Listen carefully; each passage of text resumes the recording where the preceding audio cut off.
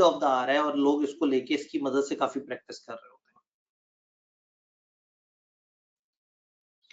Ideally क्या sequence होना चाहिए? अच्छा सीक्वेंस ऑडिट पढ़ने का ये है कि आप ऑडिट का शुरू वाले पोर्शन को, अपॉइंटमेंट ऑफ ऑडिटर को समझें। अपॉइंटमेंट में आप आईएस 210 220 को देखने के बाद पुराने जमाने में हम देखा करते थे आईएस क्यूसी 1 को।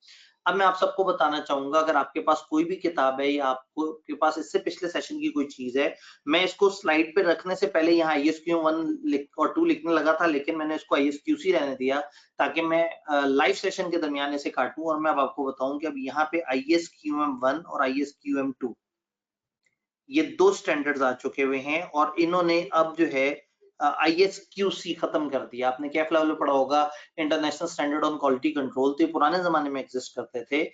एज ऑफ नाउ ये खत्म हो चुके हैं और इनकी जगह एक नई सीरीज आ चुकी है जिसके दो स्टैंडर्ड आज तक आए हैं, आईएसक्यूएम 1 और 2, और दोनों के दोनों आईके अपने अडॉप्ट किए हैं। बल्कि कुछ अर्से पहले तकरीबन कुछ अर्से क्या मेरे इसी मई में तकरीबन डेढ़ महीने पहले, 1.5-2 महीने पहले मेरा इस पे कासा साउथ के साथ, जो कराची वाली साइड पे कासा है, उनके साथ एक सेशन था जिसमें हमने स्टूडेंट्स को आईएसक्यूएम 1 और आईएसक्यूएम 2 की लेटेस्ट जो नोट्स और लेटेस्ट जो सारी चीजें हैं वो बताने की कोशिश की थी।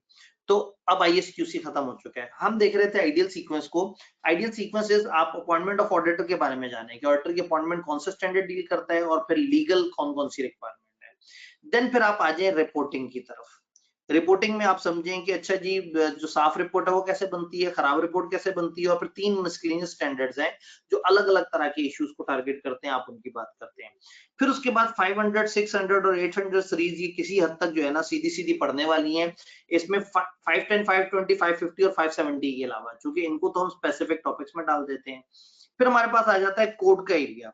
कोड ऑफ एथिक्स को हम दो हिस्सों में डिवाइड कर देते हैं, fundamental principle, conceptual framework, other areas, और फिर कोड के अंदर 290, 291, आप इसको इग्नोर करके हम बात कर सकते हैं आज के कोड की। कोड के अंदर पार्ट 4A और 4B,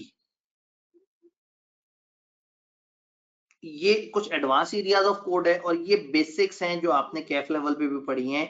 आपको जान के दुख होगा कि कोड के 4 पार्ट्स हैं और इस पेपर में चारों के चारों पार्ट्स एप्लीकेबल हैं।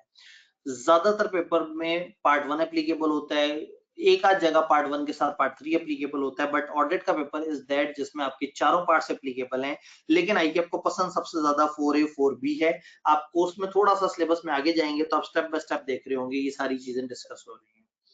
फिर हमारे पास आ जाता है सबसे खतरनाक ब्लॉक जिसको हम कहते हैं रिस्क असेसमेंट। रिस्क असेसमेंट के अंदर हमारे सिर्फ 5 स्टैंडर्ड्स हैं, लेकिन आईके आपको ये तूफानी तरीके से पसंद है। औसतन पेपर में 20, 22, 23, 25, 27 इतने नंबर के सवाल जो है वो रिस्क असेसमेंट से होते हैं। तो रिस्क असेसमेंट की 5 स्टैंडर्ड, इनको समझना, इनकी प्रैक्टिस करना बड़ा जरूरी है। देन हमारे पास आ जाते हैं ये जो अदर स्टैंडर्ड्स हैं। अदर के अंदर ये जो 2000 सीरीज है ये रिव्यू की सीरीज कहलाती है। फिर 3000 सीरीज जो है ये एश्योरेंस की सीरीज कहलाती है। देन ये नॉन एश्योरेंस कहलाते हैं या रिलेटेड सर्विसेज कहलाते हैं।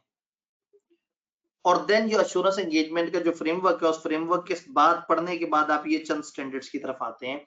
तो आइडियल सीक्वेंसेस ऑडिटर की अपॉइंटमेंट के बारे में जाने, रिपोर्ट के बारे में जाने, फिर ये 5, 6 और 800 सीरीज है जो ऑडिट के बारे में बेसिक गाइडेंस दे रही है, इसको क्विकली गो थ्रू करें।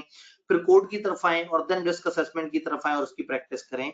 तो वो जो आईकेएप के 3 पसंदीदा तरीन एरियाज हैं वो ये वाला एरिया है, ये वाला एरिया है कोड, और ये वाला एरिया, जहां से हमने देखा था कि 57% ऑफ द पेपर आ रहा था।